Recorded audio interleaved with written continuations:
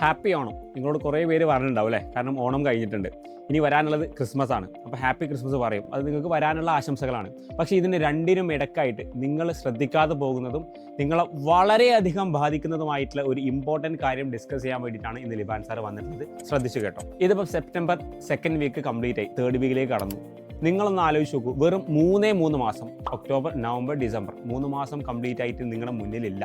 December 2nd week start ചെയ്യുന്ന സമയത്ത് നിങ്ങളുടെ ക്രിസ്മസ് എക്സാം സ്റ്റാർട്ട് ചെയ്യുന്നതായിരിക്കും.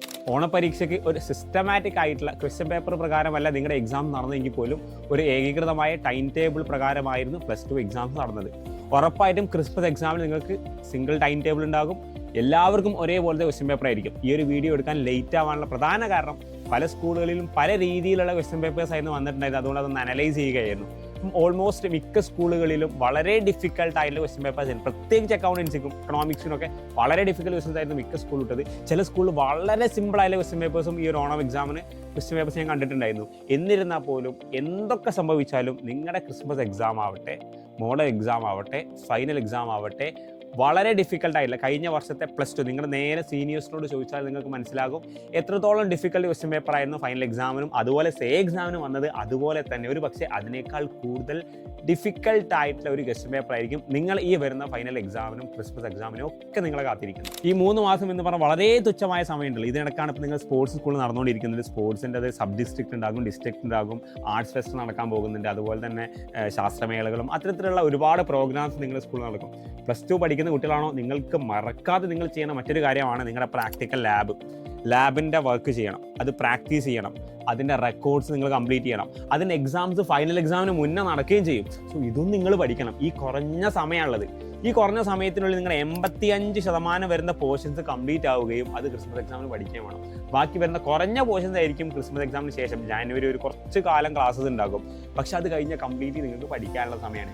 അപ്പം നിങ്ങളൊന്ന് ആലോചിച്ച് നോക്കും, ഇത്രയും ഡിഫിക്കൽട്ട് ഷെഡ്യൂളിലേക്കാണ് നിങ്ങൾ വരാൻ പോകുന്നത് എന്ന് ഇതുവരെ ആയിട്ടും ഒരൊറ്റ സ്റ്റുഡൻറ്റും ആലോചിച്ചിട്ടുണ്ടാവില്ല.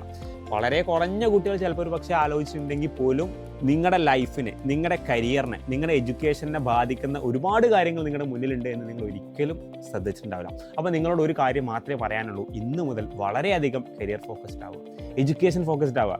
നിങ്ങളുടെ അക്കാദമിക്കലി നിങ്ങൾ നല്ല രീതിയിൽ നിങ്ങൾ എഫേർട്ട് എടുക്കണം, നിങ്ങളുടെ ടൈം ഇൻവെസ്റ്റ് ചെയ്യണം. ഈ ആർട്സ് ആവട്ടെ, സ്പോർട്സ് ആവട്ടെ, അതൊക്കെ നടക്കുന്ന പോലെ നടക്കുക. നിങ്ങൾ അതിൽ പാർട്ടിസിപ്പേറ്റ് ചെയ്യണം, വളരെ നല്ല കാര്യം. നിങ്ങൾ എന്തായാലും അർത്ഥത്തിൽ പാർട്ടിസിപ്പേറ്റ് ചെയ്യണം, നിങ്ങളുടെ സ്കിൽസ് ഒക്കെ ഡെവലപ്പ് ചെയ്യണം. പക്ഷേ നിങ്ങളുടെ പഠനത്തിൽ യാതൊരു തരത്തിലും നിങ്ങൾ പുറകോട്ട് പോകരുത്. നന്നായിട്ട് നിങ്ങൾ പഠിക്കണം. അങ്ങനെ പഠിച്ച് നിങ്ങളുടെ ഈ 85% നിങ്ങൾ ക്രിസ്മസ് എക്സാമിന് തന്നെ പഠിച്ച് തീർക്കുകയും വേണം. റെക്കോർഡ്സുകളാവട്ടെ, പ്രാക്ടിക്കലാവട്ടെ, അതിലൊന്നും യാതൊരു തരത്തിൽ നിങ്ങൾ എന്ത് ചെയ്യരുത്, പിന്നോട്ടാവരുത്. അങ്ങനെ പഠിച്ചു കഴിഞ്ഞാൽ മാത്രമേ നിങ്ങൾക്ക് മോഡൽ എക്സാമിൻ്റെ മുന്നേ ഒരു തവണ കംപ്ലീറ്റ്ലി പഠിക്കാനും അത് കംപ്ലീറ്റ് ആയിട്ട് റിവൈസ് ചെയ്യാനുള്ള ഒരു സ്പേസ് കിട്ടുക. അങ്ങനത്തെ വളരെ ലിബറലൈസ്ഡ് ആയിട്ട് പഠിച്ചാൽ മാത്രമേ, വലിയ ഹെക്റ്റിക്കായിട്ട് പഠിച്ചാൽ നമുക്കൊന്നും തലയിൽ നിൽക്കില്ല. അതുകൊണ്ട് വളരെ സിമ്പിളായിട്ട് ഭയങ്കര ഈസിനെസ്സിൽ പഠിച്ചാൽ നമുക്ക് നല്ലോണം മാർക്ക് സ്കോർ ചെയ്യാൻ പറ്റും. നിങ്ങളുടെ A+ കുറഞ്ഞിട്ടുണ്ട്, പാസ് പെർസെൻറ്റേജ് കുറഞ്ഞിട്ടുണ്ട്, ഇതൊക്കെ നിങ്ങൾക്ക് അറിയാലോ. അതുകൊണ്ട് എന്ത് ചെയ്യും, നിങ്ങൾ നന്നായിട്ട് പഠിക്കാം. അപ്പോഴേ നിങ്ങൾക്ക് നന്നായിട്ട് എന്ത് ചെയ്യാൻ പറ്റുള്ളൂ, എക്സാം അറ്റൻഡ് ചെയ്യാൻ പറ്റുള്ളൂ. മക്കളെ, ഓൾ ദ ബെസ്റ്റ്. മറക്കരുത് ഞാൻ പറഞ്ഞ കാര്യം. കുറഞ്ഞ സമയം ക്രിസ്മസ് എക്സാമിനുണ്ട്. ഈ കുറഞ്ഞ സമയം നിങ്ങൾ നന്നായി പഠിച്ചാൽ നിങ്ങൾക്ക് ഒരു ഹാപ്പി ക്രിസ്മസ് എന്ത് ചെയ്യും ഞാൻ നിങ്ങൾക്കായിട്ട് വാഗ്ദാനം തരും. അപ്പോൾ മക്കളെ, ഓൾ ദ ബെസ്റ്റ്.